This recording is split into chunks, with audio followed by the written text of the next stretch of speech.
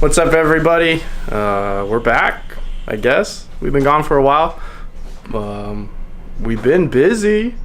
We haven't been doing nothing, so let's just jump right in it. We've been working on this thing that you guys have seen. Hey! Oh, look, it's Huey. Yeah. Yes, we are working on the Forester now. Forester, it's got a lot done to it. I've owned the car for 6 years, and it went from automatic to manual to a bunch of swap parts, and we'll cover all that later. But today we're doing power mods and getting the car ready for a dyno run, which you guys will see a little bit later on in this video. But today's parts, last part really I have to go on is the inlet. Well, look, last part, what else have you done? Oh, well, others stuff. Well, why are we doing all this and why are we going to the dyno? Why? Because this was what all the Subarus called Stage 3, right? Stage and yes, that was the staged car at Stage 3. Well, Stage 2 if it was an STI, Stage 3 if it was a WRX or a Forester. So it had a VF turbo out of an STI, you know, turbo back exhaust, intake, you know, fuel pump, and that's about it. It was still running on stock injectors. We pretty much maxed those out, and it was making about 270 at the wheel. And now, if you take a look, we went ahead and... It doesn't run. Yeah, it doesn't run. It's missing a lot of parts. TGVs got done, new injectors, or 1050 injectors, E85 compatible fuel pump, and a FP Blue turbo, which is about the size of a 20G. It's one of their cheaper ones, so nothing fancy, nothing expensive, but it is going to add a little bit more power to the Forester, so that's it. Oh, and a top mount and a Turbo Smart recirculable valve. And what's in your hand? Oh, the inlet. The inlet was the missing part. I want to go say thanks to Okos for making this right and getting it here on time the day before my tune, so I can go ahead and put it back in, and you know, this car will be ready to rock. So what you guys will see next is we have a GoPro set up so we can do a quick time lapse of us putting this back in, and then maybe shoot a little bit more, I don't know, but tomorrow for sure, or later on in this video, what you'll see is you know, us taking this down to the shop and putting it on the dyno and making some pulls and hopefully making some good power.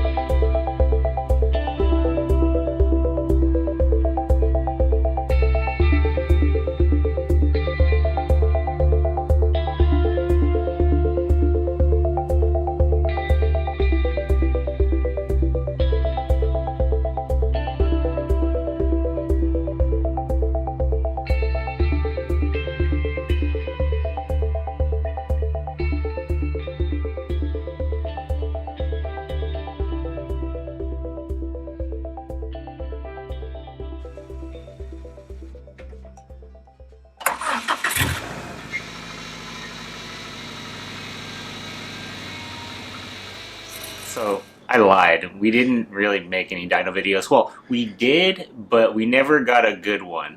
We ran into some issues. The car was running on 91, and I think we got a bad tank of 91, so it was pulling a lot of timing. So they were getting it up to like 6,000 RPMs, and then they just had to let off because the timing was out of control.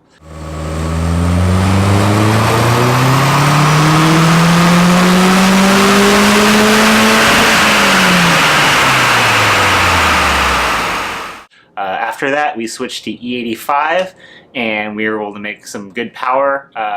We ran into some misfiring issues, and then we found out that I don't know how to torque spark plugs. So they torqued down the spark plugs and made an extra 15 horsepower. My final numbers were 354 wheel horsepower and 351 torque. And because we don't have any dyno videos to show you guys, we are going straight into the track day.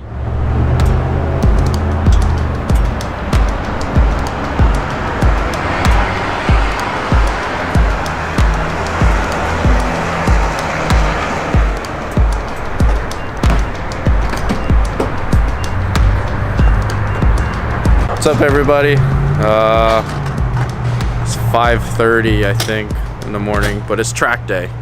We're here in Temecula, getting some of that good stuff. So quick overview. We picked up 90 horsepower at the track, picked up 90 horsepower on the dyno for the track, and we're gonna see what we can do today. So yeah, follow along. What's going on, guys? We're at the first meet spot. I'm kind of here early. We got one guy here. I don't know where he's at. I think he's at the gas station. But yeah, the decal stayed on at least. Kind of cool. Stoked for those. Thanks Oscar at N-Thread for making me some track numbers. Man, the car's pretty good. I mean, we're running on ethanol, so there's a little bit of like that. What do you call it, Justin? What do you call it when they're like the electric car people when they like they're scared to drive far because of the mileage? Range anxiety? Yeah, like range anxiety. Yeah, I have range anxiety with E85, so like we had to go fill up 20 miles at back, and I'm carrying 10 gallons in the car just so I have enough for the track, that kind of stuff. But yeah, we're just waiting for the guys to show up, and then we're gonna head over to the track.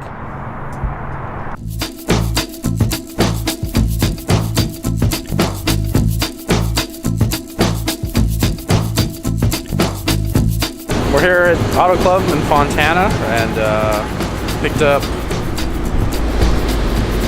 2 more cars that are gonna run with you today. I think at least their run group is one higher than us, but should be a lot of fun. Huey's over there registering, getting our garage right now, and we'll see what happens.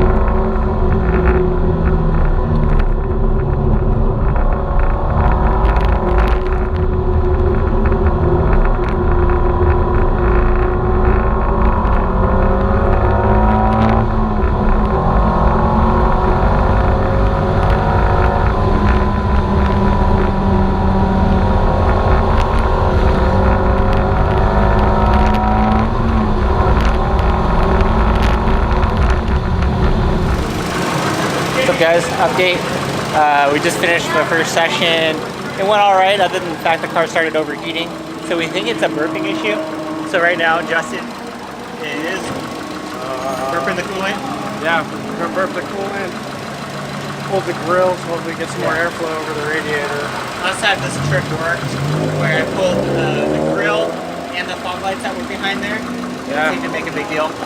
So, You're hoping. yeah, that's it. Changed a little bit of the rear suspension because I thought it was a little bit loose.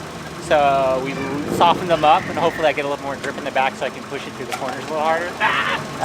We'll see. Hey guys. Don't mind me.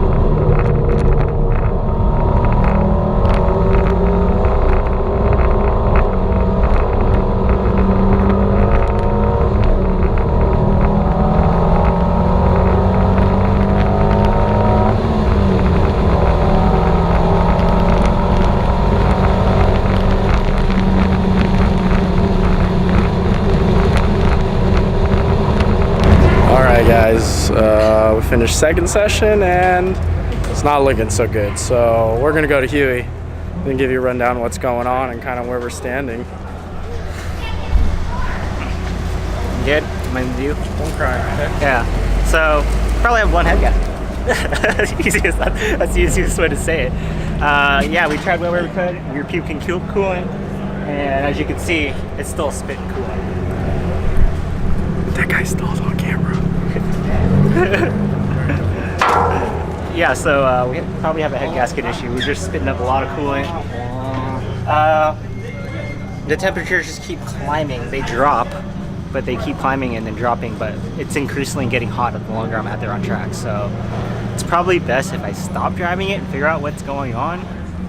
We already tried burping it, so that's not it. I think we'll have to go back to the garage and figure out what's going on. Yeah. Back to my favorite place. All right, we'll see what happens. So it's been a couple days since the track day, and we've done some testing to figure out what's going on, troubleshooting. We tried to do a block test with the dye, and the dye came up negative, but as we found out, you can't really do it on E85. It only works on gasoline. So we kind of have to rule that out, even though it was a negative result anyways.